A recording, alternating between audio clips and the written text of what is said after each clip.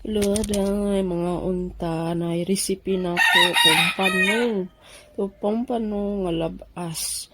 So, ang akong gimo manggod ana kay akong gibutngan og luy. Mura siya type nga inun-una na pagkaluto dahil. So, mura jud day. Tapos, kana ang suka, ahos, bombay. Tapos, kanang mang tumas. Oo. Mang tumas. Tapos, sili dayon kung gusto ka. Pero ako wala na nakubot ng sili kay halang naman po ang kuanday kanang luya. Perting na mi aday. Ang inununa na pumpano nga naabitaw. Sagol nga mang tumas. Perting na mi aday.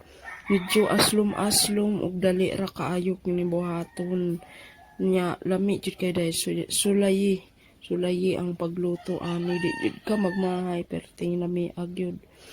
Tapos day ang imong pag experience ana mura ka og nagkaon og kana bitang century tuna pero mas lang lami aday.